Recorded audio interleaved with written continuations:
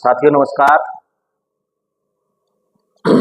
जैसा कि हम बात कर रहे थे भारतीय संविधान को लेकर, भारतीय संविधान,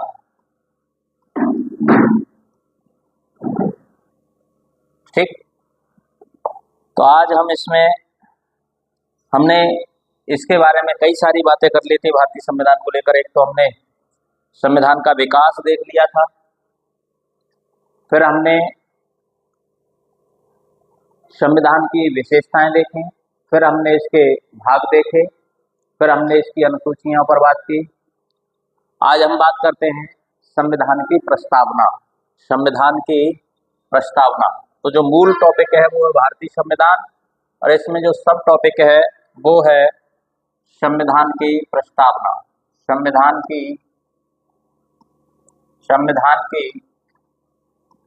प्रस्तावना, ठीक। इसमें हम देखेंगे कि प्रस्तावना से संबंधित किस तरह के प्रश्न आपसे पूछे जाते हैं, उन पर आज हम चर्चा करेंगे, ठीक। तो देखिए, सबसे पहले अगर हम बात करें तो प्रस्तावना का जो वर्णन अगर सर्वप्रथम कहीं पर देखने को मिलता है प्रस्तावना का, तो वो मिलता है हमें अमेरिकी संविधान में। कहाँ के संविधान में? अमेरिका के संविधान में या अमेरिकी संविधान में, ठीक, अमेरिकी संविधान में।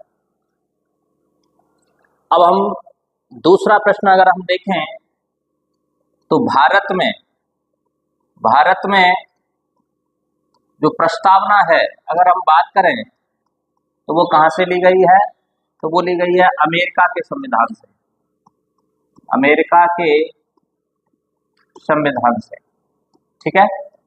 यानी प्रस्तावना की बात अगर कहीं पर है सबसे पहले किसी संविधान में तो वो है अमेरिका के संविधान में, और भारत में प्रस्तावना अगर कहीं से ली गई है तो वो ली गई है अमेरिका के संविधान से, ठीक। अगर हम बात करें जो भारतीय प्रस्तावना है या भारतीय संविधान की जो प्रस्तावना जो है वो किस पर आधारित है? तो वो है उद्देश्य प्रस्ताव पर आधारित, उद्देश्य प्रस्ताव पर आधारित, ठीक। और ये जो उद्देश्य प्रस्ताव है अगर हम इसकी बात करें तो ये किसके द्वारा प्रस्तुत किया गया था? तो ये प्रस्तुत किया गया था जवाहरलाल नेहरू द्वारा, जिस पर हम पीछे बात कर चुके हैं। किसके द्वारा? जवाहरलाल नेहरू द्वारा, ठीक है। तो भारतीय संविधान की प्रस्तावना से प्रश्न पूछेगा कि किस पर आधारित है, तो उद्देश्य प्रस्ताव पर। कहां से ली गई है? तो अमेरिका के संविधान से। और विश्व में सबसे पहले अगर प्रस्तावना किसी संविधान में वर्णित है तो वो कहां के संविधान में? अमेरिका के संविधान में, ठीक, क्लियर, ठीक। आगे देखें तो देखो, जो भारतीय संविधान की प्रस्तावना है, भारतीय संविधान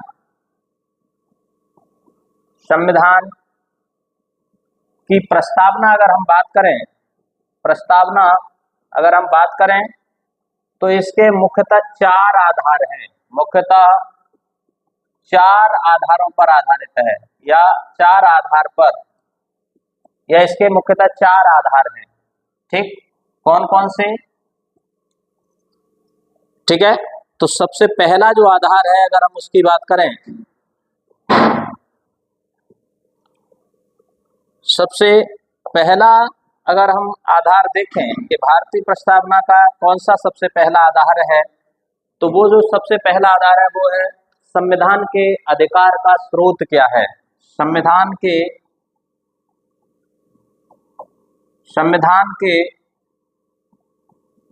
अधिकार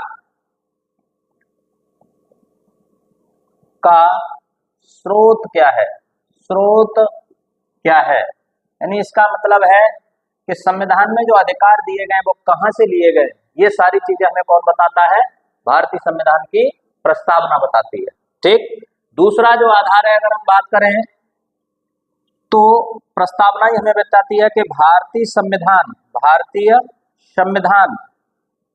संविधान की प्रकृति कैसी है, प्रकृति कैसी है, यानी किस प्रकार का है भारतीय संविधान, ये बताती है हमें कौन, प्रस्तावना। क्लियर हो रहा है ना। तीसरी अगर हम इसकी विशेषता देखेंगे तो वो है कि भारतीय संविधान के उद्देश्य क्या है। तो तीसरी जो विशेषता है या तीसरा जो आधार है वो है भारतीय संविधान, संविधान के उद्देश्य क्या है, उद्देश्य क्या है। ठीक। और अंतिम जो आधार है भारतीय संविधान की प्रस्तावना का, वो अगर आप देखेंगे तो वो है संविधान लागू होने की तिथि। संविधान लागू होने की तिथि, संविधान लागू होने की तिथि क्या है, तिथि क्या है। यानी अगर हम देखें ओवरऑल तो जो भारतीय संविधान है या संविधान की जो प्रस्तावना है, जिसे हम उद्देश्य का भी कहते हैं, उद्देश्य का है या प्रस्तावना है, वो अगर हम बात करें तो वो मुख्यतः चार आधार है या चार चीजों के बारे में बताती है। पहला, भारतीय संविधान के अधिकार का स्रोत क्या है या शक्तियों का स्रोत क्या है। दूसरा, भारतीय संविधान की प्रकृति कैसी है। तीसरा, भारतीय संविधान के उद्देश्य क्या है। और चौथा, भारतीय संविधान कब लागू हुआ, ये तिथि भी बताता है कौन, तो ये बताती है आपको प्रस्तावना। क्लियर हुआ, नोट करते चले। ठीक, अब हम एक एक करके सब पर बात करते हैं। ठीक, जैसे नोट कर लिया था आपने। जैसे सबसे पहला था कि भारतीय संविधान की शक्ति का स्रोत। तो पहला जो पॉइंट है वो क्या है, शक्ति का स्रोत। यानी भारतीय संविधान की शक्ति का स्रोत क्या है, तो प्रस्तावना में जो शक्ति का स्रोत दिया गया है वो है भारत के लोग, भारत के लोग। यानी जो भारतीय संविधान को शक्ति मिलती है वो कहां से मिलती है, भारत के लोगों से मिलती है। क्लियर हो रहा है ना। तो पहला जो शक्ति का स्रोत है वो कौन है, भारत के लोग। दूसरा आप देखेंगे भारत की प्रकृति। अगला जो पॉइंट था इसमें कि भारत की प्रकृति कैसी है, तो प्रकृति का भी वर्णन किया गया किसमें, भारतीय संविधान की प्रस्तावना में। और कहा गया है कि भारत के जो लोग हैं या भारत की जो प्रकृति है वो क्या है, संप्रभु, संप्रभु, पंथ निरपेक्ष, पंथ निरपेक्ष, लोकतांत्रिक, लोकतांत्रिक गणराज्य है। क्या है, लोकतांत्रिक गणराज्य है। तो ये किसकी बात करता है, प्रकृति। यानी प्रकृति में अगर हम देखें तो प्रस्तावना बताती है कि भारतीय संविधान कैसा है, संप्रभु है, पंथ निरपेक्ष है, लोकतांत्रिक है और क्या है, गणराज्य है। क्या है, गणराज्य है, यानी गणतंत्र है। क्या है, गणतंत्र है। क्लियर। अगर हम सबकी बात करें एक एक करके, अगर इन सारे पॉइंटों की, तो संप्रभु का अर्थ क्या होता है, तो यहीं पर आप देखेंगे संप्रभु का अर्थ होता है कि किसी भी भारत सरकार के किसी भी प्रकार का कोई भी निर्णय, किसी प्रकार का भारत सरकार का किसी प्रकार का कोई निर्णय स्वयं भारत सरकार द्वारा ही लिया जाएगा, स्वयं भारत सरकार द्वारा ही लिया जाएगा। इसका मतलब क्या है कि देखिए हम किसी के दबाव में नहीं है। इससे पहले हम अंग्रेजों के गुलाम थे या अंग्रेजों के अधिकार में थे, तो हमारे सारे निर्णय कौन लेता था, अंग्रेज लेते थे। ठीक, किसी भी प्रकार का कोई भी निर्णय है भारतीयों के बारे में तो कौन लेता था, अंग्रेज लेते थे। लेकिन यहाँ जब हम स्वतंत्र हुए, जब हमने अपने संविधान का निर्माण किया, तो उसमें हमने एक शब्द डाला और उसको हमने कहा कि हम क्या हैं, संप्रभु हैं। अर्थात हमारे ऊपर किसी भी अन्य शक्ति का, किसी भी अन्य देश का कोई अधिकार नहीं है। हमारे जो भी निर्णय होंगे वो स्वयं भारत सरकार के द्वारा लिए जाएंगे और ये स्थिति कहलाती है संप्रभुता की स्थिति। क्लियर हो गया। दूसरा इसमें पॉइंट है पंथ निरपेक्ष, पंथ निरपेक्ष। तो पहली चीज तो ये समझे कि ये मूल संविधान में नहीं, मूल संविधान में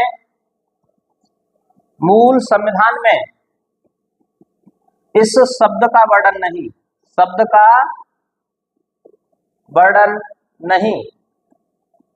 ठीक, पहला पॉइंट। दूसरा, इसे कब जोड़ा गया? तो इसे जोड़ा गया 42वें संविधान संशोधन द्वारा। 42वें संविधान संशोधन द्वारा जोड़ा गया, संशोधन द्वारा जोड़ा गया। ठीक, जोड़ा गया। ठीक, और तीसरा पॉइंट, इसका जो मतलब है वो क्या है कि हम किसी भी प्रकार के किसी धर्म को, यानी राज्य का, इस बात का जो मतलब है वो है कि राज्य का मतलब है कि जो हमारी सरकार या राज्य है, राज्य का अपना कोई धर्म नहीं होगा, अपना कोई धर्म या पंथ नहीं होगा, पंथ नहीं होगा। अर्थात सभी धर्मों को समान, या सभी धर्मों का भारत के अंदर समान व्यवहार किया जाएगा। राज्य का अपना कोई धर्म नहीं होगा। जैसे आपने देखा होगा कि बहुत सारे राज्य स्वतंत्र हुए और अंततः उन्होंने अपना एक राजकीय धर्म घोषित कर दिया। जैसे पाकिस्तान स्वतंत्र हुआ तो पाकिस्तान ने अपना एक धर्म घोषित कर दिया, वो था इस्लाम। ठीक, लेकिन भारत में ऐसा नहीं हुआ। भारत ने अपने आप को घोषित किया क्या? पहले धर्मनिरपेक्ष और बाद में धर्मनिरपेक्ष को बदलकर क्या कर दिया? पंथ निरपेक्ष। अर्थात वर्तमान में भारत सरकार का अपना कोई भी धर्म नहीं है और धर्म के साथ साथ कोई पंथ भी नहीं है। पंथ क्या है? तो धर्म जो होता है उसके अंदर भी बहुत सारे विभाजन पाए जाते हैं। जैसे हिंदू धर्म है, हिंदू धर्म में कोई कबीरपंथी है, कबीरदास जी को मानता है, कोई सूरदास जी को मानता है, कोई मीराबाई को मानता है, कोई किसी को मानता है। तो धर्म के अंदर जब विभाजन पाया तो उसको हम कहते हैं पंथ। तो सरकार ने कहा कि हम क्या हैं? पंथ निरपेक्ष, यानी अपने आप को संविधान में क्या घोषित किया गया है? पंथ निरपेक्ष। अर्थात हमारा कोई भी धर्म तो होगा ही नहीं, साथ ही साथ किसी भी पंथ को भी राज्य अपना, या कोई स्पेशल पंथ को भी राज्य बढ़ावा नहीं देगा। क्लियर हो रहा है ना? यानी राज्य सरकार का अपना कोई धर्म और ना ही कोई पंथ है। क्लियर? ये बात है पंथ निरपेक्षता। अगला है लोकतांत्रिक। अगला जो शब्द है इसमें वो क्या है? लोकतांत्रिक। अगर हम लोकतांत्रिक की बात करें, लोकतांत्रिक या लोकतंत्र की बात करें तो वो क्या है? जनता का शासन। लोकतंत्र का असली मतलब क्या है? जनता का शासन। और किसके लिए? जनता के लिए। किसके लिए? जनता के लिए, यानी जनता के लिए। इस बात का जो मतलब है वो क्या है कि जैसे पहले भारत में या कहीं पर भी विश्व में आपने देखा होगा, पहले क्या चलता था? राजतंत्र। शासन जो होता था वो किसका होता था? राजा का होता था, यानी राजा ही सर्वे सर्वा होता था। राजा ने जो कह दिया वही कानून। ठीक, लेकिन लोकतंत्र में ऐसा नहीं है। लोकतंत्र में सर्वे सर्वा कौन है? लोग हैं।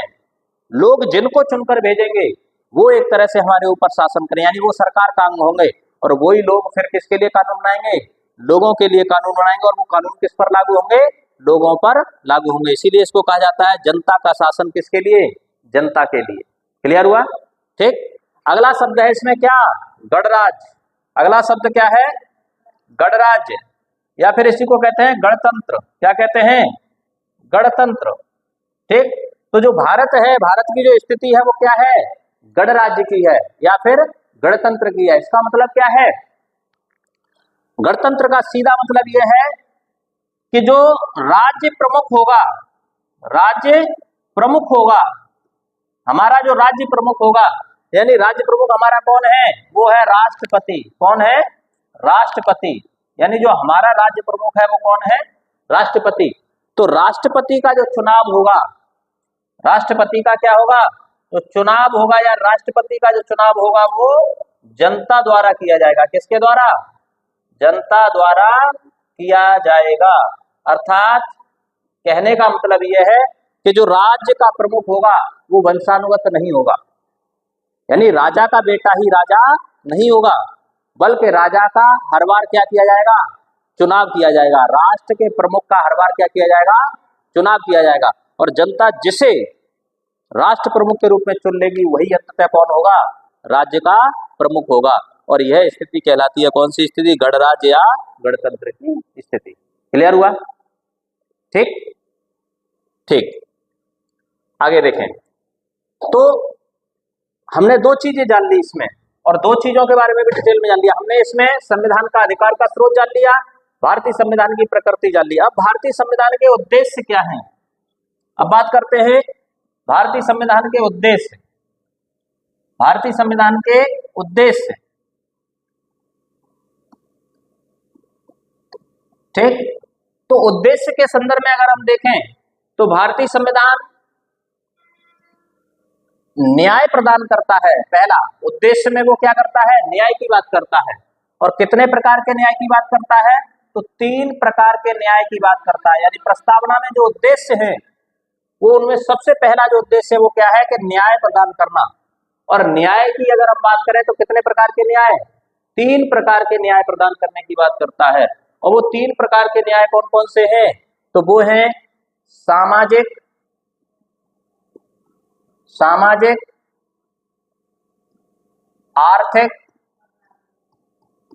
आर्थिक और राजनैतिक। तो 3 प्रकार के न्याय प्रदान करता है, या 3 प्रकार के न्याय प्रदान करने की बात की गई है किसमें? भारतीय संविधान की प्रस्तावना में। और ये प्रस्तावना के क्या है? उद्देश्य। और ध्यान रखना ये जो तीनों न्याय हैं अगर हम बात करें तो कहां से लिए गए हैं? तो यूएसएसआर के संविधान से, यूएसएसआर के संविधान से लिए गए। क्लियर हुआ? तो 3 प्रकार के न्याय प्रदान करने की बात करता है कि व्यक्ति का सामाजिक न्याय भी होना चाहिए। सामाजिक तौर पर भी उसे ऐसा नहीं कि उसे दबा दिया जाए कि तुम उच्च जाति के हो, तुम निम्न जाति के हो, इस तरह का कोई भावना, या महिला और पुरुष के मध्य में कोई भेदभाव किया जाए, इस तरह का भेदभाव नहीं किया जाएगा। यह है आपका सामाजिक न्याय। आर्थिक न्याय कि आर्थिक दृष्टिकोण में सभी लोगों, जो भारत के संसाधन हैं उन पर सभी लोगों का अधिकार है, और उन लोगों को उन संसाधनों का प्रयोग करते हुए अपना विकास, आर्थिक विकास करने का पूरा पूरा अधिकार है, अपनी मेहनत करने का पूरा पूरा अधिकार है। कोई व्यक्ति उनकी मेहनत को न तो दबाएगा और ना ही उन्हें मेहनत करने से रोकेगा, अपना आर्थिक विकास करने से रोकेगा। ठीक। और तीसरा क्या है? राजनीतिक न्याय। राजनीतिक न्याय में क्या है कि जो सामाजिक, राजनीतिक का मतलब यह है कि जो सरकारी पद हैं, जो भी सरकारी पद हैं, तो उन पदों पर जो लोग निचले तबके के हैं या दबे कुचले, या फिर आप कह सकते हैं कि जो निम्न वर्ग के लोग हैं, उनको भी आरक्षण के माध्यम से, अन्य माध्यमों से कहीं ना कहीं उनको भी समाज की मुख्य धारा में लाने का प्रयास किया जाएगा। और यह है कौन सा न्याय? राजनीतिक न्याय। क्लियर हो रहा है ना? तो पहला न्याय, उद्देश्य में पहला क्या है? न्याय। और न्याय कितने प्रकार के? 3 प्रकार के। दूसरा आप देखेंगे, दूसरा उद्देश्य है स्वतंत्रता। दूसरा जो उद्देश्य है भारतीय संविधान की प्रस्तावना है वो क्या है? स्वतंत्रता। स्वतंत्रता, स्वतंत्रता। तो ध्यान रखें, जो स्वतंत्रता है वो 4 प्रकार की स्वतंत्रता की बात करता है। 4 प्रकार की स्वतंत्रता प्रदान करने की बात करता है। ठीक। पहली है कौन कौन सी? विचार। पहली जो स्वतंत्रता है वो क्या है? विचार। दूसरी स्वतंत्रता है अभिव्यक्ति, यानी विचार करने की स्वतंत्रता है व्यक्ति को। साथ ही साथ अभिव्यक्ति, अभिव्यक्ति यानी उस विचार को किसी के सामने व्यक्त करने की भी स्वतंत्रता है। ठीक। तो विचार, अभिव्यक्ति, विश्वास, धर्म, विचार, अभिव्यक्ति, धर्म,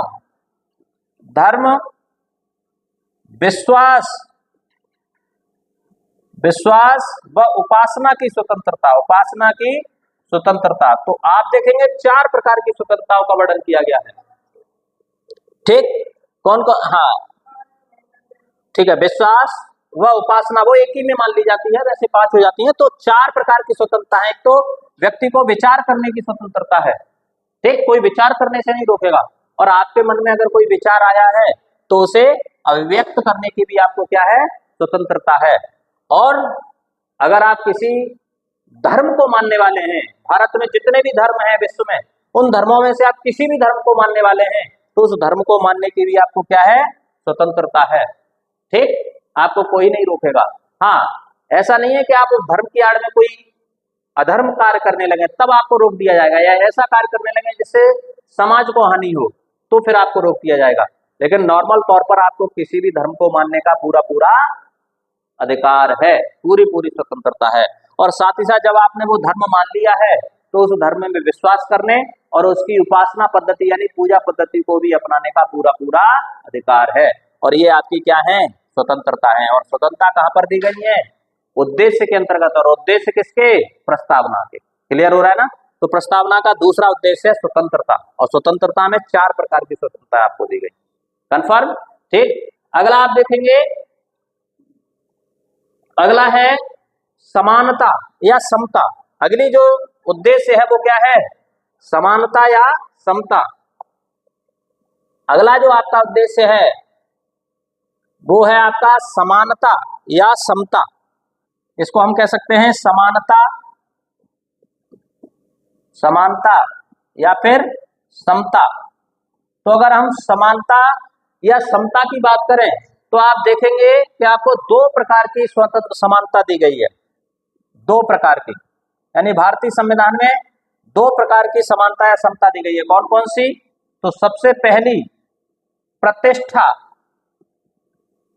प्रतिष्ठा की समानता, और साथ ही साथ अवसर की समानता, अवसर की समानता। तो आप देखेंगे प्रतिष्ठा का मतलब क्या है कि आपको समाज में सम्मान पूर्वक जीने का पूरा अधिकार है। ये आपकी क्या है, समानता है। आपकी पूरी पूरी समानता है, आपको सम्मान पूर्वक जीने का पूरा पूरा अधिकार है। और दूसरा क्या है, अवसर। और जो भी सरकारी जॉब निकलेगी, जो भी सरकारी नियुक्ति होगी, उन नियुक्तियों में आपको समान अवसर प्रदान किया जाएगा। यह है आपके अवसर की समानता। क्लियर हो रहा है ना।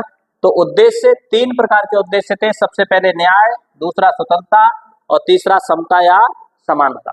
क्लियर हुआ, ठीक। आगे देखें,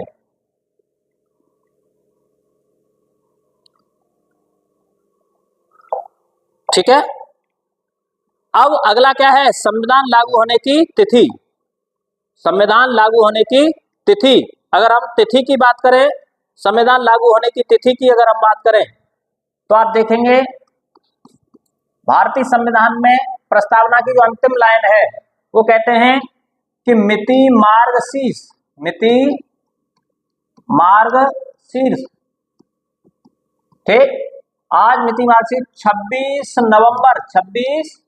नवंबर 1949, ये संविधान लागू होने की तिथि का भी वर्णन किया गया है। तो ये क्या है, संविधान लागू होने की तिथि, संविधान लागू होने की तिथि, ठीक है। तो इन सारी चीजों का वर्णन किया गया है किसमें, भारतीय संविधान की प्रस्तावना में। क्लियर हुआ, आ रहा है समझ में। इन सारी चीजों का वर्णन यहां पर किया गया है, ठीक। अब नोट में कुछ पॉइंट आप लिख लें,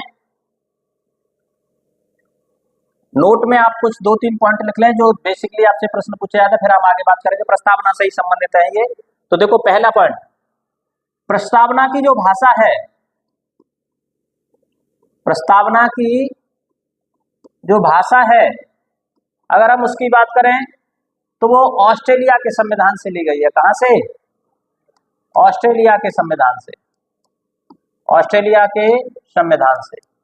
क्लियर हुआ, यानी प्रस्तावना की भाषा ऑस्ट्रेलिया के संविधान से ली गई है। आप अगला पॉइंट देखें, ये जो पंथ निरपेक्ष, हालांकि पंथ निरपेक्ष शब्द के बारे में बता ही चुका हूं आपको, कब जोड़ा गया है, 42वें संविधान संशोधन द्वारा जोड़ा गया है। अगला एक पॉइंट और आप देखेंगे कि जो समाजवादी शब्द है प्रस्तावना में, आगे हम प्रस्तावना को भी पढ़ेंगे उस समय पर देखेंगे, जो प्रस्तावना में समाजवादी शब्द है ये भी 42वें संविधान संशोधन द्वारा जोड़ा गया है, 42वें संविधान संशोधन द्वारा जोड़ा गया है, संशोधन द्वारा जोड़ा गया है, ठीक ठीक। तो यहां तक कोई समस्या हो तो बताओ आप। क्लियर, ठीक।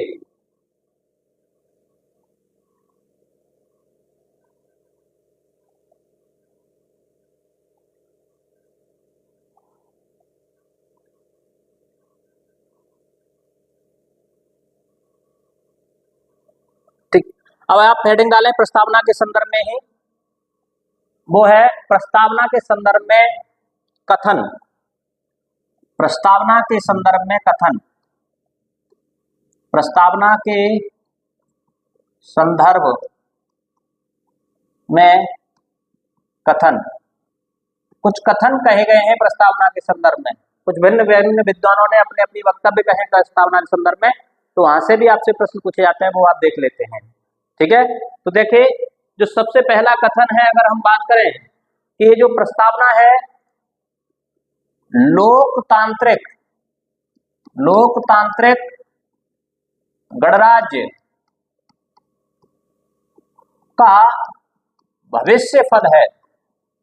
भविष्य फल है यानी प्रस्तावना क्या है, लोकतांत्रिक गणराज्य का भविष्य फल है। ऐसी बात कही है किसने, तो वो है doctor KM. Munshi. KM. Munshi, ठीक, यानी के.एम. मुंशी ने प्रस्तावना के बारे में कहा है कि यह लोकतांत्रिक गणराज्य का क्या है, भविष्य फल है। ठीक, अगला दूसरा एक और कथन है संविधान की कुंजी। संविधान की कुंजी यानी प्रस्तावना क्या है, भारतीय संविधान की कुंजी है। और ये कहा है किसने, तो वो व्यक्ति हैं ठाकुरदास भार्गव। ठाकुरदास भार्गव, ठीक, तो ठाकुरदास भार्गव ने कहा है कि जो प्रस्तावना है वो भारतीय संविधान की क्या है, कुंजी है। यानी कहने का मतलब आपको भारतीय संविधान में अगर झांकना है अंदर कि क्या है, तो उसको झांकने से, उसको विस्तृत तरीके से पढ़ने से पहले आप क्या जान लो, उसकी प्रस्तावना के बारे में जान लो, तो आपको पता चल जाएगा कि इस भारतीय संविधान के अंदर क्या है। क्लियर हो रहा है ना। इसको कहने वाले व्यक्ति हैं ठाकुरदास भार्गव। ध्यान रखें, एक अंग्रेज का नाम और आता है, एक अंग्रेज राइटर है, उनका नाम है अर्नेस्ट बर्कर। अर्नेस्ट बर्कर ने भी इसे भारतीय संविधान की कुंजी कहा है, अर्नेस्ट बर्कर। क्लियर हो रहा है ना। ठीक, अगला आप देखेंगे किसी प्रस्तावना के बारे में, अगले दो पॉइंट और आप देखेंगे कि संविधान की आत्मा है। भारतीय संविधान की क्या है, आत्मा। यानी जो प्रस्तावना है वो भारतीय संविधान की आत्मा है, आत्मा है। और ये किसने कहा है, तो ये कहा है जवाहरलाल नेहरू। जवाहरलाल नेहरू के भारत जो प्रस्तावना है वो क्या है, भारतीय संविधान की आत्मा है, ये कहा है जवाहरलाल नेहरू ने। अगला आप देखेंगे एक कथन और आता है कि संविधान यानी जो प्रस्तावना है वो संविधान का परिचय पत्र है। क्या है, परिचय पत्र है। यानी जो भारतीय संविधान की प्रस्तावना है वो प्रस्तावना संविधान का क्या है, परिचय पत्र है। और ये किसने कहा है, तो ये कहा है नानी पालकीवाला।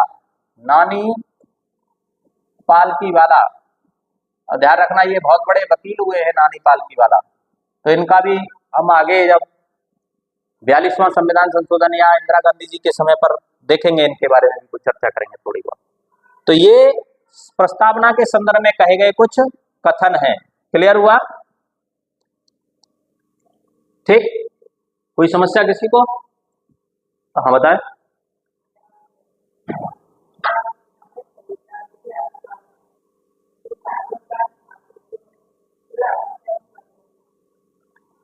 चले इस पर बात करेंगे, ये ठीक है, बात कर लेंगे, परेशान नहीं रहे। ठीक, अगला यहां तक अगली देखें, अगला जो हेडिंग डालेंगे आप, अब आप डालेंगे प्रस्तावना के संदर्भ में बाद। हम यहां पर भी कुछ प्रश्न पूछे गए आपसे, तो हेडिंग डाले प्रस्तावना के संदर्भ में वाद या विवाद। वाद विवाद यानी यहां पर हम देखेंगे कि प्रस्तावना के संदर्भ में कौन कौन से मामले गए और फिर उन पर क्या क्या निर्णय हुआ। ठीक, तो आप देखेंगे वैसे तो कई सारे मामले हैं प्रस्तावना के संदर्भ में, लेकिन यहाँ पर हम अगर बात करें तो मुख्यतः 3 वादों के संदर्भ में बात करते हैं। तो प्रस्तावना के संदर्भ में मुख्यतः 3 वाद, और तीनों वादों में आप देखेंगे अंततः सुप्रीम कोर्ट का निर्णय आया है। क्या क्या निर्णय है तो उन पर देखते हैं। तो सबसे पहला मामला अगर हम देखें तो वो मामला उठा 1960 में, 1960 में, यानी 60 में उस पर निर्णय आया सुप्रीम कोर्ट का, और वो मामला था बेरूगाड़ी, बेरूगाड़ी वर्सेस पंजाब राज्य मामला, पंजाब राज्य मामला। और इस मामले में अगर आप देखेंगे तो 1960 में निर्णय आया, 1960 में निर्णय आया, और इस निर्णय में क्या कहा गया कि जो प्रस्तावना है, जो प्रस्तावना है वो भारतीय संविधान का, भारतीय संविधान का अंग या भाग नहीं, भाग नहीं है, नहीं है। क्लियर हुआ? तो पहला मामला, पहला जो मामला था वो बेरूगाड़ी वर्सेस पंजाब राज्य मामला या भारत संघ मामला था, और इसमें निर्णय आया 1960 में, और सुप्रीम कोर्ट में इसमें कहा कि भारतीय संविधान में यह जो प्रस्तावना है वो भारतीय संविधान का अंग नहीं है। क्लियर हुआ? दूसरा मामला, दूसरा मामला आप देखेंगे तो आप देखेंगे ये 1973 में, 1973 में दूसरा मामला आया, और वो है केशवानंद भारती, केशवानंद भारती वर्सेस भारत संघ मामला, भारत संघ मामला। ठीक, डिटेल में आगे देखेंगे मूलाधिकार वाले टॉपिक में क्या है ये मामले, लेकिन फिलहाल यहां समझें केशवानंद भारती वर्सेस भारत संघ मामला, और इसमें निर्णय आया 1973 में। और ध्यान रखें इसमें सुप्रीम कोर्ट ने कहा कि जो प्रस्तावना है, जो प्रस्तावना है वो भारतीय संविधान का, भारतीय संविधान का एक अभिन्न अंग है या एक हिस्सा है, ऐसे भी लिख सकते हैं, अभिन्न अंग है, और इसमें संशोधन किया जा सकता है, इसमें संशोधन किया जा सकता है, किया जा सकता है। क्लियर? तो ये कहा गया केशवानंद भारती वर्सेस भारत संघ मामले में। क्लियर हुआ? तीसरा जो मामला है इससे जुड़ा हुआ वो है, आप देखेंगे तो वो मामला है एक तरह से LIC of India, LIC versus Bharat संघ मामला, भारत संघ मामला। ठीक है, LIC वर्सेस भारत संघ मामला, और ये निर्णय 1995 में इसमें आया, 1995 में इसमें आया कि जो प्रस्तावना है, यानी इसमें केशवानंद भारती मामले को ही दोहरा दिया गया था कि प्रस्तावना भारतीय संविधान का, भारतीय संविधान का अभिन्न अंग है। क्लियर हो रहा है ना? तो ये तीन बात है भारतीय प्रस्तावना के संदर्भ में। ठीक, सबसे ज्यादा आपसे ये पूछा जाता है ये वाला मामला, और ध्यान रखना इसी के बाद में, इसी केशवानंद भारती केस के बाद प्रस्तावना में,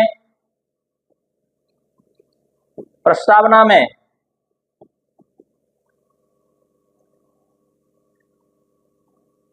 एक संशोधन किया गया, एक संशोधन किया गया, एक संशोधन किया गया, जिसे हम 42वां संविधान संशोधन, 42वां संविधान संशोधन के नाम से, 42वां संविधान संशोधन 42वां संविधान संशोधन के नाम से इसको हम जानते हैं, और वो किया गया 1976 में, 1976, 42वां संविधान संशोधन 1976 में किया गया। और इसके माध्यम से आप देखेंगे ये 19 केशवानंद भारती मामले के बाद किया गया है, और इसी के माध्यम से प्रस्तावना में,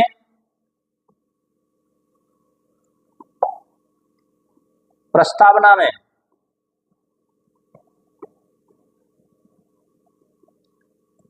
तीन